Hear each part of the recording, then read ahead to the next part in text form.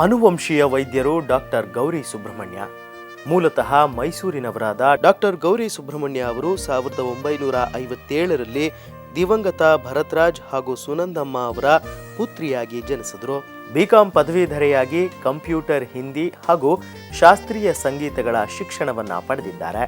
ಭಾರತದಲ್ಲಿ ಖ್ಯಾತಿ ಗಳಿಸಿದ ನಿಖಿಲ ಕರ್ನಾಟಕ ಆಯುರ್ವೇದ ಸಂಸ್ಥೆಯ ಸಂಸ್ಥಾಪಕರಾದ ಡಾಕ್ಟರ್ ನರಸಿಂಹಮೂರ್ತಿ ಅವರ ಮೊಮ್ಮಗಳಾದ ಇವರು 1970ರಿಂದ 15 ವರ್ಷ ಆಯುರ್ವೇದಿಕ್ ಶಿಕ್ಷಣ ಹಾಗೂ ತರಬೇತಿಯನ್ನ ಪಡೆದಿದ್ದಾರೆ ಹಾಗೂ 15 ವರ್ಷಗಳ ಕಾಲ NKCA ಫಾರ್ಮಸಿಯಲ್ಲಿ ತರಬೇತಿಯನ್ನ ಪಡೆದಿದ್ದಾರೆ.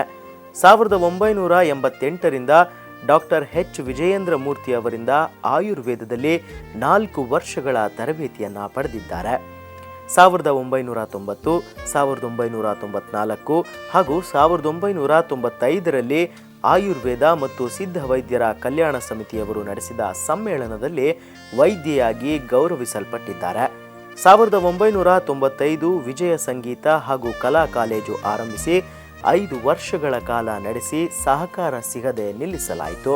2005ರಿಂದ ದೈವಜ್ಞ ಶ್ರೀ ಸುಬ್ರಹ್ಮಣ್ಯ ಶಾಸ್ತ್ರಿಗಳು ನಿರ್ಮಿಸಿದ ಬೃಹತ್ ಮುಕ್ತಿನಾಗ ದೇವಾಲಯದ ಆಡಳಿತಾಧಿಕಾರಿಯಾಗಿ ಕಾರ್ಯನಿರ್ವಹಿಸುತ್ತಿದ್ದಾರೆ.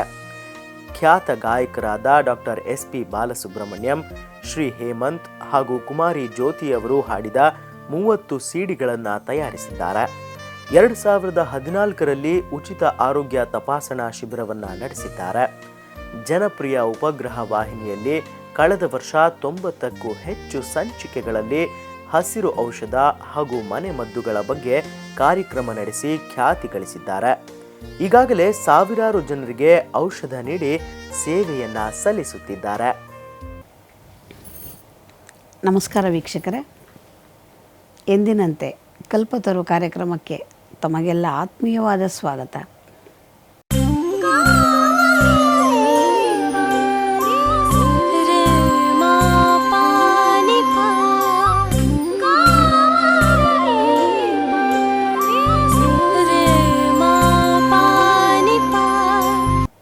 ನೋಡಿ, ನಾವು ಹೊಸ ಹೊಸ ಮೂಲಿಕೆಗಳನ್ನು ಇವಾಗ ಪರಿಚಯವನ್ನು ಮಾಡಿಕೊಳ್ತಾ ಇದ್ದೀವಿ.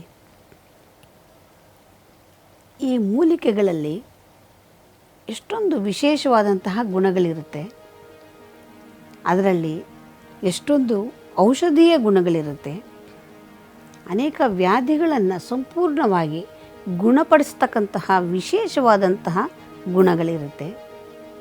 ಹಾಗಾಗಿ ಕೆಲವು ಮೂಲಿಕೆಗಳನ್ನು ನಾವು ಪರಿಚಯ ಮಾಡಿಕೊಳ್ಳೋದು ತುಂಬ ಒಳ್ಳೆಯದು.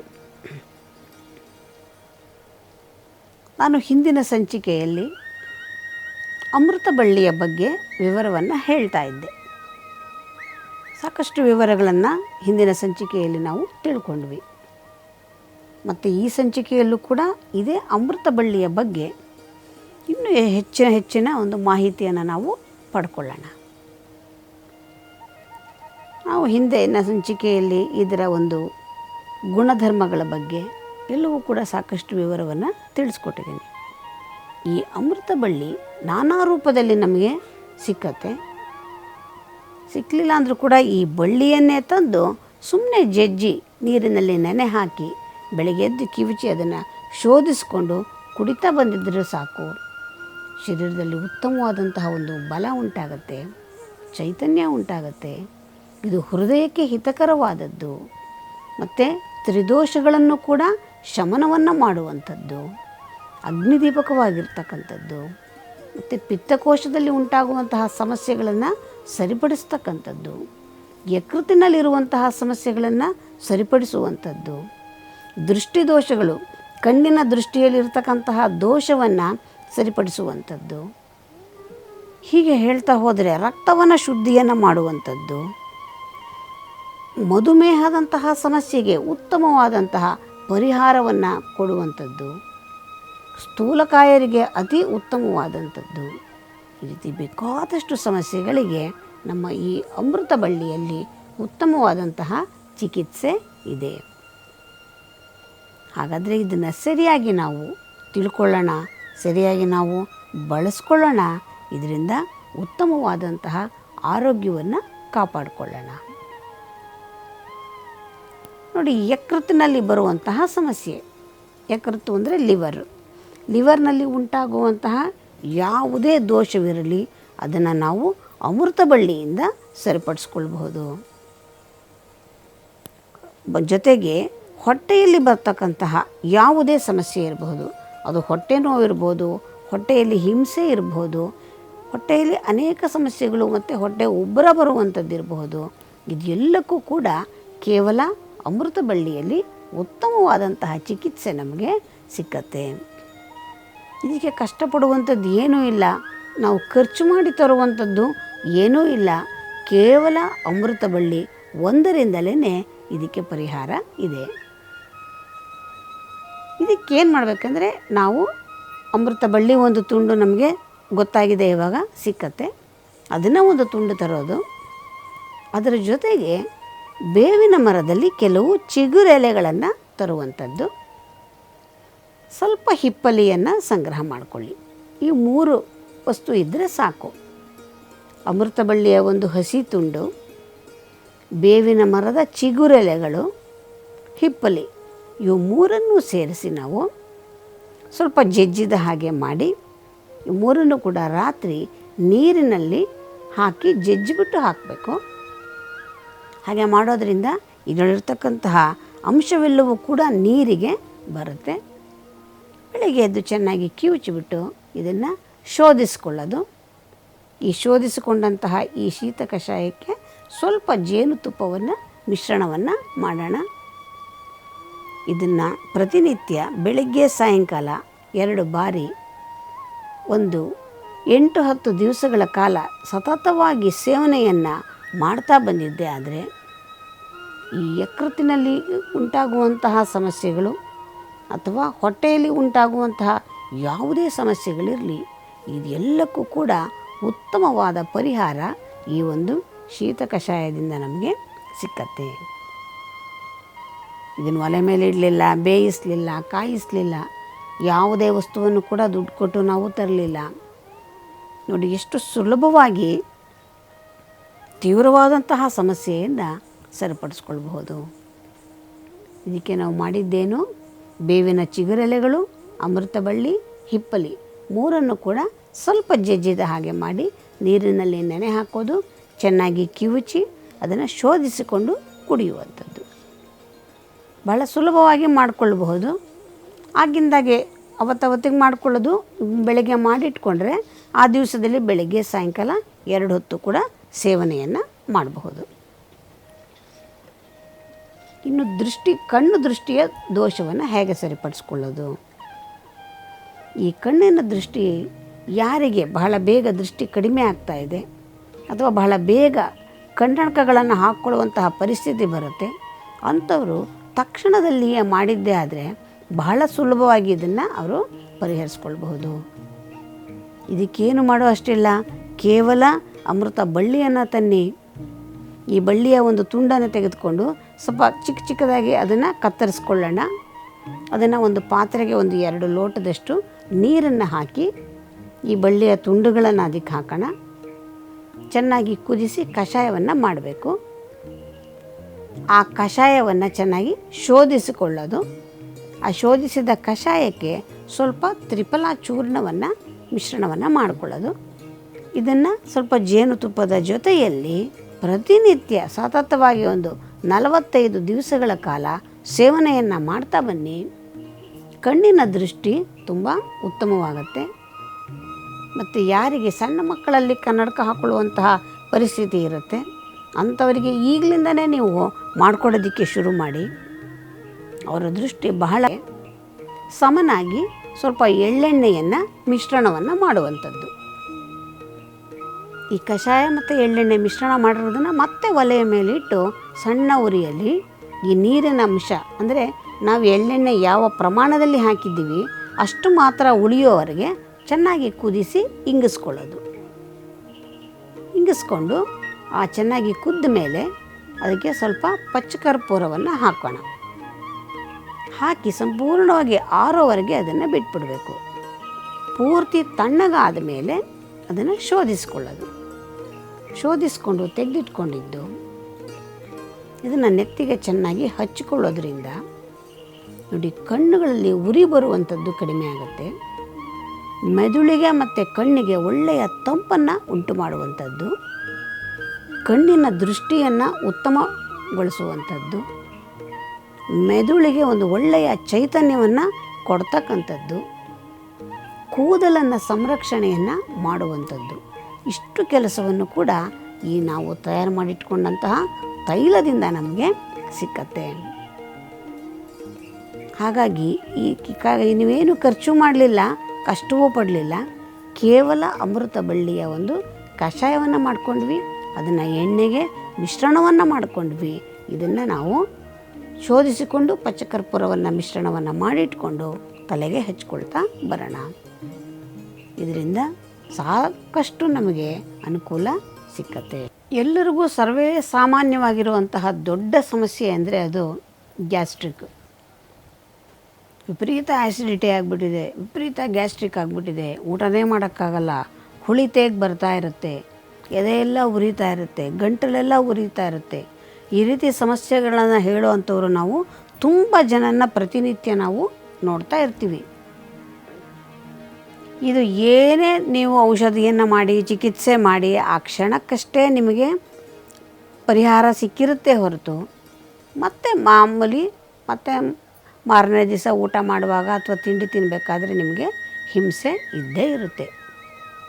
ಇಂತಹ ತೀವ್ರವಾದಂತಹ ಸಮಸ್ಯೆಯನ್ನು ಪರಿಹರಿಸ್ಕೊಳ್ಳೋದಕ್ಕೆ ನಮ್ಮ ಅಮೃತ ಬಳ್ಳಿಯಿಂದ ನಿಮಗೆ ಒಳ್ಳೆಯ ಒಂದು ಪರಿಹಾರ ಸಿಕ್ಕತ್ತೆ. ಇದಕ್ಕೂ ಅಷ್ಟೇ ನೀವು ಮಾಡೋವಂಥದ್ದು ಏನೂ ಇಲ್ಲ. ಕೇವಲ ಒಂದು ತುಂಡಷ್ಟು ಅಮೃತ ಬಳ್ಳಿಯನ್ನು ತನ್ನಿ, ಸ್ವಲ್ಪ ತ್ರಿಫಲ ಚೂರ್ಣವನ್ನು ಇಟ್ಕೊಳ್ಳಿ, ಆ ತುಂಡಾಗಿ ಕತ್ತರಿಸಿ ಅದನ್ನು ಮತ್ತು ತ್ರಿಫಲ ಚೂರ್ಣವನ್ನು ಹಾಕಿ ಒಲೆ ಮೇಲಿಟ್ಟು ನೀರು ಹಾಕಿ ಕಷಾಯವನ್ನು ಮಾಡಿಕೊಳ್ಳಿ. ಈ ಕಷಾಯವನ್ನು ಸ್ವಲ್ಪ ಕೆಲವು ದಿವಸಗಳ ಕಾಲ ಸತತವಾಗಿ ಸೇವನೆಯನ್ನು ಮಾಡ್ತಾ ಬನ್ನಿ. ಇದರಿಂದ ನಿಮಗೆ ಈ ಹುಳಿ ತೇಗಿರಬಹುದು, ಆಮ್ಲಪಿತ್ತದಂತಹ ಸಮಸ್ಯೆ ಇರಬಹುದು, ಈ ಆ್ಯಸಿಡಿಟಿ ಅಂತಹ ಸಮಸ್ಯೆ ಇರ್ಬೋದು, ಸಂಪೂರ್ಣವಾಗಿ ಪರಿಹರಿಸ್ಕೊಳ್ಳೋದಕ್ಕೆ ಸುಲಭ ಸಾಧ್ಯವಾಗಿರುವಂಥದ್ದು. ಖರ್ಚು ಮಾಡುವಂಥದ್ದಿಲ್ಲ, ಕಷ್ಟವೂ ಪಡುವಂಥದ್ದಿಲ್ಲ. ಕೇವಲ ಅಮೃತ ಬಳ್ಳಿ ತ್ರಿಫಲ ಚೂರ್ಣ ಎರಡನ್ನೂ ಹಾಕಿ ಕಷಾಯವನ್ನು ಮಾಡಿಕೊಳ್ಳಿ. ಆ ಕಷಾಯವನ್ನು ಸೇವನೆಯನ್ನು ಮಾಡ್ತಾ ಬನ್ನಿ.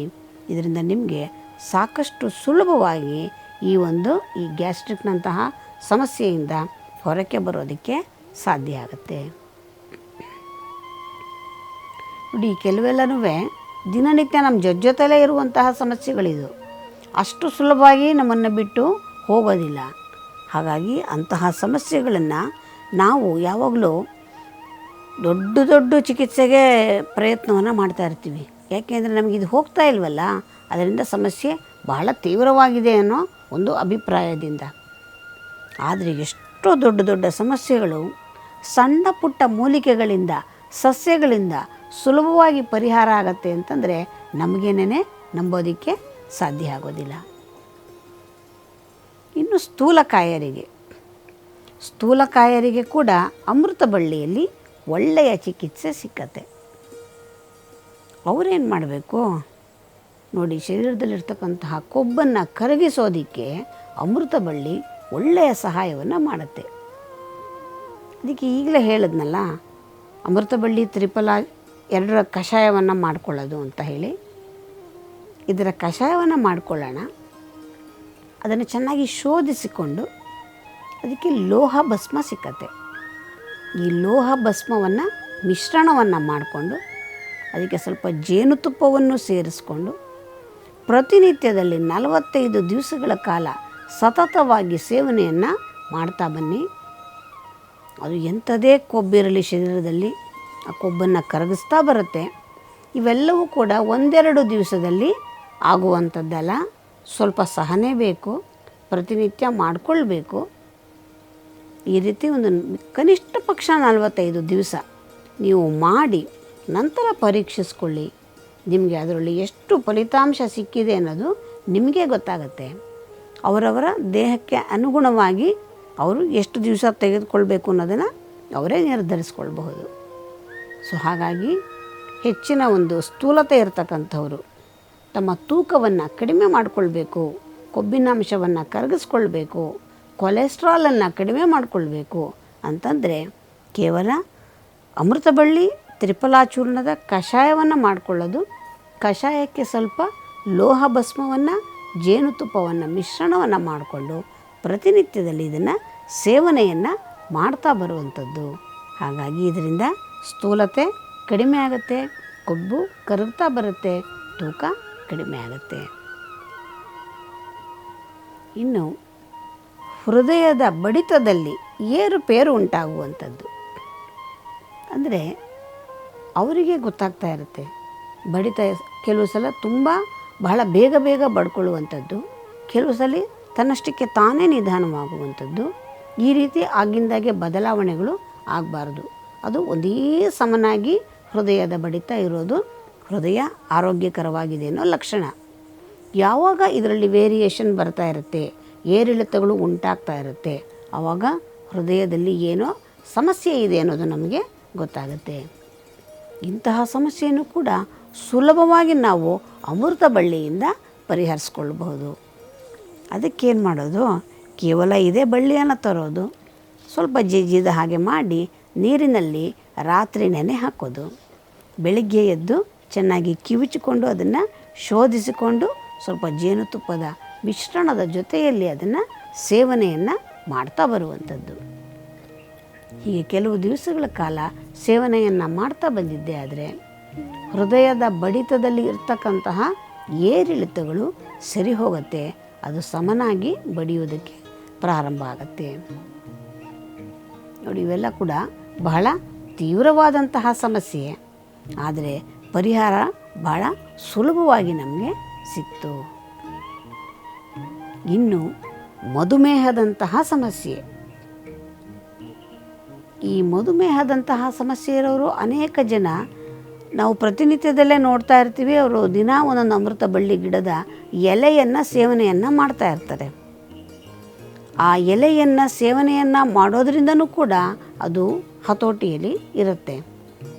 ಅದರ ಜೊತೆಗೆ ಈ ಅಮೃತ ಬಳ್ಳಿಯ ಒಂದು ಸತ್ವವನ್ನು ತೆಗೆಯೋದು ಅದು ಎಲ್ರಿಗೂ ಮಾಡಲಿಕ್ಕೆ ಬರೋದಿಲ್ಲ. ಕೆಲವು ಕಡೆ ಇದು ನಮಗೆ ಸಿಕ್ಕುವಂಥದ್ದು.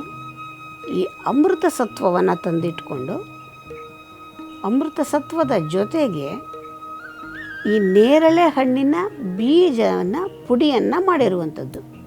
ನಾನು ನೇರಳೆ ಹಣ್ಣಿನ ಒಂದು ಸಂಚಿಕೆಯಲ್ಲಿ ಇದ್ರ ಬಗ್ಗೆ ಸಾಕಷ್ಟು ಹೇಳಿದ್ದೆ. ಈ ನೇರಳೆ ಬೀಜದ ಪುಡಿಯನ್ನು ಮತ್ತು ಅಮೃತ ಸತ್ವ ಇವೆರಡನ್ನೂ ಕೂಡ ಬಿಲ್ವಪತ್ರೆಯ ರಸದಲ್ಲಿ ಮಿಶ್ರಣವನ್ನು ಮಾಡಿ ಇದನ್ನು ಅವರು ಪ್ರತಿನಿತ್ಯದಲ್ಲಿ ಸೇವನೆಯನ್ನು ಮಾಡ್ತಾ ಬರಬೇಕು. ಅಂದರೆ ಏನು ಮಾಡಬೇಕು, ಅಮೃತ ಸತ್ವ, ನೇರಳೆ ಹಣ್ಣಿನ ಬೀಜದ ಪುಡಿ ಇವೆರಡನ್ನೂ ಕೂಡ ಸಮ ಪ್ರಮಾಣದಲ್ಲಿ ತೆಗೆದುಕೊಳ್ಳೋಣ. ಬೇಕಾದರೆ ಒಟ್ಟಿಗೆ ಮಿಶ್ರಣವನ್ನು ಮಾಡಿ ತೆಗೆದಿಟ್ಕೊಳ್ಬಹುದು.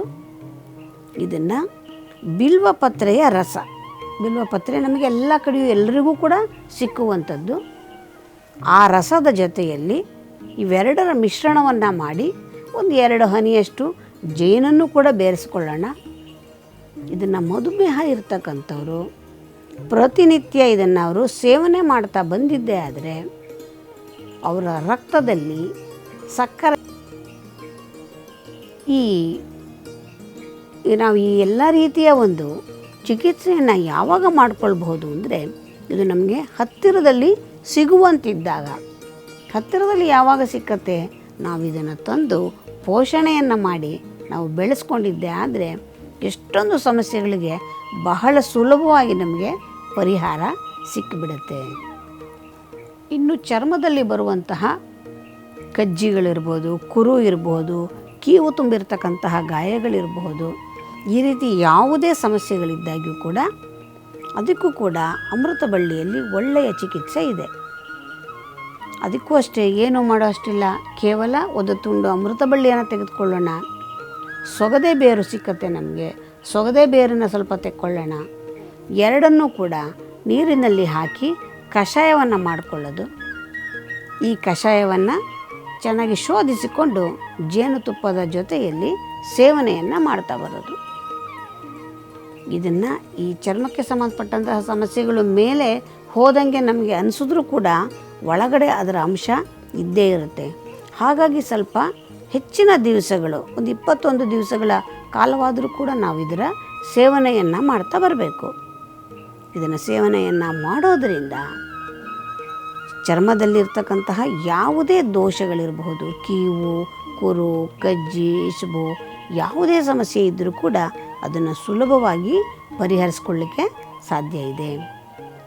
ಸೊಗದೆ ಬೇರು, ಅಮೃತ ಬಳ್ಳಿ ಎರಡರ ಕಷಾಯವನ್ನು ಮಾಡಿಕೊಳ್ಳೋದು, ಚೆನ್ನಾಗಿ ಕುದಿಸಿ ಕಷಾಯವನ್ನು ತೆಕ್ಕೊಳ್ಳೋದು, ಕಷಾಯವನ್ನು ಶೋಧಿಸಿಕೊಂಡು ಆರಿದ ನಂತರ ಜೇನುತುಪ್ಪದ ಮಿಶ್ರಣವನ್ನು ಮಾಡಿ ಸೇವನೆಯನ್ನು ಮಾಡ್ತಾ ಬರೋದು.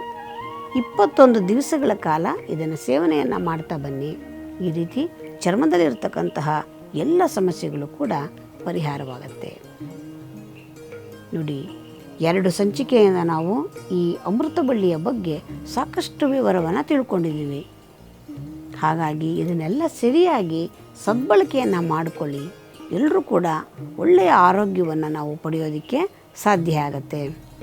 ಈ ಗಿಡಗಳನ್ನೆಲ್ಲ ಏನು ಮಾಡೋ ಅಷ್ಟಿಲ್ಲ, ಸುಮ್ಮನೆ ಇಷ್ಟಿಷ್ಟುದ್ದ ತುಂಡು ತುಂಡಾಗಿ ಕತ್ತರಿಸಿ ಸುಮ್ಮನೆ ಒಂದು ಕಡೆ ನೀವು ಮಣ್ಣಿರೋ ಜಾಗದಲ್ಲಿ ಹಾಕಿದ್ರೂ ಸಾಕು, ಅದು ತನ್ನಷ್ಟಕ್ಕೆ ತಾನೇ ಬೆಳ್ಕೊಳ್ಳುತ್ತೆ.